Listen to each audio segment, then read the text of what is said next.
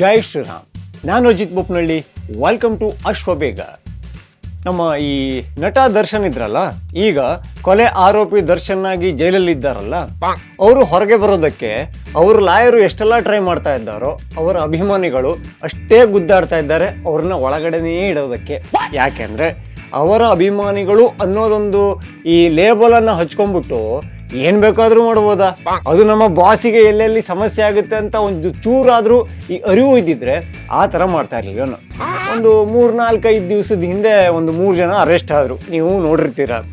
ಅದರಲ್ಲಿ ಏನಿತ್ತು, 49ನೇ ಸಾಕ್ಷಿ, ಅದೇ ಚಿತ್ರದುರ್ಗದ ರೇಣುಕಾಸ್ವಾಮಿ ಕೊಲೆ ಕೇಸಿನಲ್ಲಿ 49ನೇ ಸಾಕ್ಷಿಯಾಗಿದ್ದ ಒಬ್ಬ ಬಾರ್ ಕ್ಯಾಶಿಯರ್. ಚಿತ್ರದುರ್ಗದಲ್ಲಿ ಒಂದು ದುರ್ಗಾ ಬಾರ್ ಅಂತ ಇದೆ, ಅಲ್ಲಿ ಕ್ಯಾಶಿಯರ್ ಆಗಿದ್ದ ಸಂದೀಪ್ ಅವ್ರನ್ನ ಇವರು ಧಮಕಿ ಹಾಕಿದ್ದಾರೆ.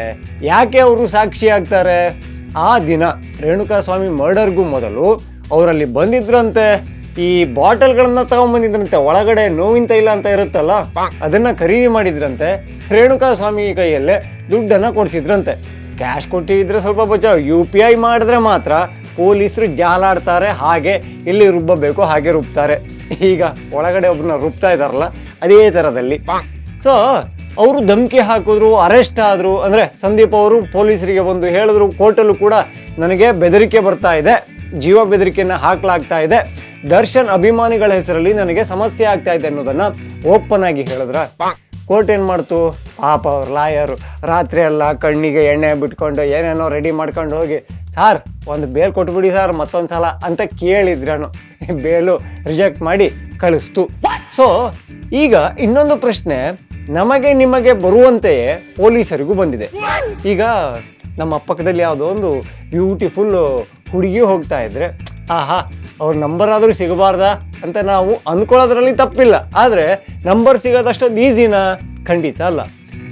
ದರ್ಶನ್ ಕೇಸಲ್ಲಿ, ರೇಣುಕಾಸ್ವಾಮಿ ಕೊಲೆ ಕೇಸಲ್ಲಿ 49ನೇ ಆರೋಪಿಯಾಗಿರೋರ ವಿಳಾಸ ಮತ್ತು ನಂಬರು ಹೇಗೆ ಬರುತ್ತೆ? ಧಮಕಿಯನ್ನು ಹಾಕುವಾಗ ಅವರ ಕುಟುಂಬದ ಹಿನ್ನೆಲೆ ಹೇಗೆ ಗೊತ್ತಾಗುತ್ತೆ? ಎಲ್ಲವೂ ಕೂಡ ನಮಗೆ ಹಾಗೂ ನಿಮಗೆ ಬಂದಂತೆಯೇ ಬರುವ ಕಾಮನ್ ಪ್ರಶ್ನೆ ಪೊಲೀಸರಿಗೂ ಬಂದಿದೆ. ಈ ವಿಚಾರ ಏನಾಗಿದೆ ಗೊತ್ತಾ? ಈಗ ಚಿತ್ರರಂಗದಲ್ಲಿರುವ ಕೆಲವು ಪ್ರಭಾವಿಗಳ ಬುಡಕ್ಕೆ ಹೋಗುವ ಸಾಧ್ಯತೆಯನ್ನು ತೋರಿಸ್ತಾ ಇದೆ. ಹಾಗಾಗಿಯೇ ಇರಬೇಕು, ಮೊನ್ನೆ ವಿಜಯಲಕ್ಷ್ಮಿ ಅವರು ಇನ್ಸ್ಟಾಗ್ರಾಮಲ್ಲಿ ಏನೇನೋ ಸ್ಟೋರಿ ಸಹ ಹಾಕಿದ್ರು, ಕಷ್ಟದಲ್ಲಿ ಸಹಾಯ ಆಗಿದ್ದನ್ನು ಮರಿಬಾರ್ದು, ವಸ್ತು ಆಗಿರಲಿ ವ್ಯಕ್ತಿ ಆಗಿರಲಿ ಅನ್ನೋ ಅರ್ಥ ಬರುವಂಥದ್ದು ಯಾರು ಹಾಕಿದ್ರು. ಅದಕ್ಕೆ ಅಭಿಮಾನಿಗಳು ಹಾಗೂ ಪ್ರೇಕ್ಷಕರು ಯಾರ್ಯಾರನ್ನೋ ಲಿಂಕ್ ಮಾಡಿ ಏನೇನೋ ಆಲೋಚನೆ ಮಾಡಿದರು. ಆದರೆ ಈಗ ಈ ಬೆದರಿಕೆ ಕೇಸಲ್ಲಿ ಸಾಕ್ಷಿ ನಾಶ ಅನ್ನೋದು ಕಾನೂನಲ್ಲಿ ಅದು ದೊಡ್ಡ ಅಪರಾಧ. ಆ ಕೇಸಲ್ಲಿ ಚಿತ್ರರಂಗದ ಪ್ರಭಾವಿಗಳ ಹೆಸರು ಬರುವ ಸಾಧ್ಯತೆ ಇದೆ. ಅಯ್ಯೋ, ಇದನ್ನ ಕೇಳಿಸ್ಕೊಂಡು ಒಂದಿಷ್ಟು ಜನಕ್ಕೆ ಈ ಚಳಿಯಲ್ಲೂ ಕೂಡ ಪ್ಯಾಂಟ್ ಒದ್ದೆ ಆಯ್ತು ಅಂತಾರಲ್ಲ, ಅಂದ್ರೆ ಬೆವರಲ್ಲಿ ಒದ್ದೆ ಆಗುತ್ತಲ್ಲ, ಆ ಥರ ಆಗಿರ್ಬೋದೇನೋ. ಹಂಗಂತ ದರ್ಶನ್ ಅವರಿಗೇನೋ ರಾಜಕೀಯದಲ್ಲಿ ಫ್ರೆಂಡ್ಸ್ಗಳಿಲ್ವಾ? ಅಯ್ಯೋ, ಕಾಂಗ್ರೆಸ್ ಅಲ್ಲಿ ಇಲ್ವಾ, BJP ಅಲ್ಲಿ ಇಲ್ವಾ, JDS ಅಲ್ಲಿ ಇಲ್ವಾ? ಅರ್ರೆ, ತಾವೇ ಬರೆದು ತಾವೇ ನಿರ್ದೇಶನ ಮಾಡಿ ಅದಕ್ಕೂ ದುಡ್ಡು ಹಾಕಿ ಮಾಡಿ, ಅವರೇ ನಿರ್ದೇಶನ ಮಾಡಿದ್ದ ಸಿನಿಮಾದಲ್ಲಿ ದರ್ಶನ್ ಅವರು ಆ್ಯಕ್ಟ್ ಮಾಡಿದ್ರು. ಅವರು ಕೂಡ ಒಬ್ಬ ರಾಜಕಾರಣಿ. ತನ್ನ ಮಗನ ಸಿನಿಮಾ ಒಂದು ಕಾಶಿಯಲ್ಲಿ ಶೂಟ್ ಆಗಿದ್ದನ್ನು ಅದರ ಪ್ರಮೋಷನ್ನಿಗೆ ದರ್ಶನ್ ಅವರು ಹೋಗಿದ್ರು. ತಾನೆಲ್ಲಿ ದರ್ಶನ್ ಹೈಟಿಗೆ ಕಮ್ಮಿ ಆಗ್ಬಿಡ್ತೀನೋ ಅಂತ ಸ್ಟೂಲ್ ಹತ್ತಿ ನಿಂತು ಅವರ ಹೈಟಿಗೆ ತಕ್ಕಂಗೆ ಫೋಟೋ ತೆಗೆಸ್ಕೊಂಡವರು ಕೂಡ ಇದ್ರು. ಅವರು ಕೂಡ ಈಗ ರಾಜಕೀಯದಲ್ಲಿ ಇದ್ದಾರೆ. ಹಾಗೆ ಎಲ್ಲ ಪಕ್ಷದಲ್ಲೂ ಇದ್ದಾರೆ. ಜೊತೆಗೆ ಮುಂಚೆ ಸಿನಿಮಾದಲ್ಲಿ, ಈಗ ರಾಜಕಾರಣದಲ್ಲಿ ಇರುವ ಅನೇಕರಿಗೆ ಅವರ ಒಡನಾಟ ಇದೆ. ಸಿನಿಮಾದಲ್ಲಿ ಅವರಿಗೇನು ಶತ್ರುಗಳಿಲ್ವಾ? ಯಾರೂ ಇಲ್ಲ, ನನಗಂತೂ ಕಣ್ಣಂಗೆ ಯಾರೂ ಇಲ್ವೇ ಇಲ್ಲ. ಅಲ್ಲ, ಏನೋ ಅವರು ಪಾಪ ನಶೆಯಲ್ಲಿ ಅವನೇನು ದೊಡ್ಡ ಪುಡಾಂಗ ಅಂತ ಹೇಳಿ ಒಂದಿಷ್ಟು ಜನರ ಕೋಪಕ್ಕೆ ಕಾರಣ ಆಗಿರ್ಬೋದು. ಅಲ್ಲ, ಅದೇನೋ ಮಾತಾಡುವಾಗ ತೋದಲಲ್ಲಿ ಅವ್ರ ಹತ್ರ ಆ ಕಾರಿತ್ತು, ನನ್ನ ಹತ್ರನೂ ಈ ಕಾರಿದೆ ಅಂತ ಒಬ್ಬ ನಟ ಸತ್ತ ಮೇಲೆ ಇರ್ಬೋದು. ಬಾಕಿ ನಟರು ನನ್ನ ಇಂಥದ್ದಕ್ಕೆ ಸಮಾನ ಅಂತ ತಮ್ಮ ಈ ನಾಲಿಗೆ ಹಿಡಿತವಿಲ್ಲದ್ದು ಲೂಸ್ ಆಗಿ ಬಿಟ್ಟಿರ್ಬೋದು. ಹಂಗಂತ ಅವ್ರಿಗೇನಾದ್ರು ಶತ್ರುಗಳಿದ್ರೆ ನನಗಂತೂ ಅನ್ನಿಸ್ತಾ ಇಲ್ಲ. ಸೊ ಇಲ್ಲಿ ರಾಜಕೀಯ ವರ್ಕ್ ಆಗಲ್ಲ, ಸಿನಿಮಾ ಮಂದಿ ಬರ್ತಾ ಇಲ್ಲ.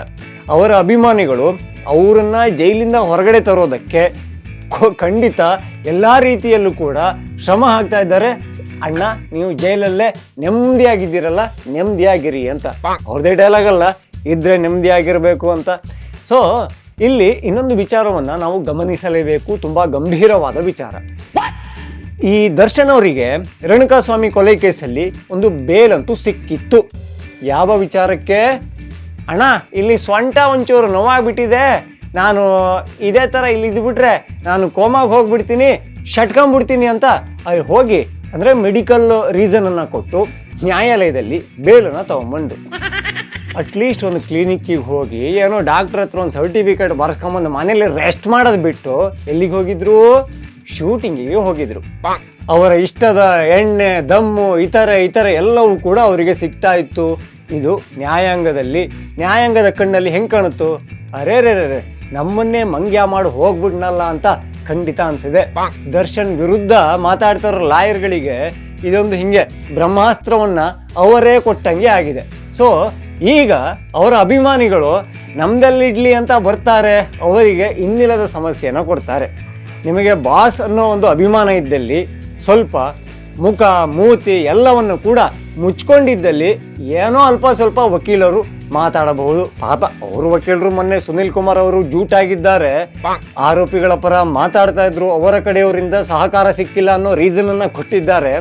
ಸೊ ಇನ್ನು ಮುಂದೆ ನಮ್ಮ ನ್ಯಾಯಾಲಯದಲ್ಲಿ ದರ್ಶನ್ ಅವರ ಕೇಸಲ್ಲಿ, ಅದು ರೇಣುಕಾಸ್ವಾಮಿಯನ್ನ ಕೊಲೆ ಅನ್ನೋ ವಿಚಾರಕ್ಕಿಂತ ಹೇಗೆ ಕೊಲೆ ಮಾಡಲಾಗಿದೆ ಅನ್ನೋದು ಕಾನೂನು ಕಣ್ಣಲ್ಲಿ ಭಯಂಕರ ಗಂಭೀರವಾಗಿ ನೋಡಲಾಗುತ್ತೆ. ಅಷ್ಟೊಂದು ಜನ ನನ್ನ ಥರ ಇದ್ದವನಿಗೆ ತೆಳ್ಳಗೆ ಅಷ್ಟೊಂದು ಜನ ಬೇಕಿತ್ತ, ಮೆಗ್ಗರ್ ಮಿಷಿನ್ ಬೇಕಿತ್ತ, ಇದೆಲ್ಲವೂ ಕೂಡ ಆಲೋಚನೆಗೆ ಬರುತ್ತೆ. ಜೊತೆಯಲ್ಲಿ ಜೀವದ ಒಂದು ದಾನ ಕೊಡಿ ಅಂತ ಕೈ ಮುಗಿದು ಬೇಡಿಕೊಂಡ ಫೋಟೋ ಯಾವನ್ನ ರಿಟ್ರೀವ್ ಮಾಡಿದ್ರಲ್ಲ, ಎಲ್ಲವೂ ಕೂಡ ಕಾನೂನು ನೋಡುತ್ತೆ, ಕಾನೂನು ತೀರ್ಪು ಕೊಡುತ್ತೆ. ಅಲ್ಲಿ ತನಕ ಅಭಿಮಾನಿಗಳ ಮೊಂಡಾಟ ಮುಂದುವರಿಲಿ. ಅಯ್ಯೋ, ಹಾಸಿಗೆ ಸಿಕ್ಕಿದ್ಯಾ, ದಿಮ್ ಸಿಕ್ಕಿದ್ಯಾ, ದೇವರೇ ಬಲ. ಇನ್ನೂ ಯಾರೆಲ್ಲ ಅಶ್ವವೇಗ ಚಾನಲನ್ನು ಸಬ್ಸ್ಕ್ರೈಬ್ ಮಾಡ್ಕೊಂಡಿಲ್ವೋ ಈ ಕೂಡಲೇ ಮಾಡ್ಕೊಳ್ಳಿ. ಹಾಗೆ ಎಲ್ಲ ವಿಡಿಯೋಗಳಿಗಾಗಿ ಬೆಲ್ ಐಕಾನ್ ಅನ್ನು ಒತ್ತಿ. ಜೈ ಶ್ರೀರಾಮ್.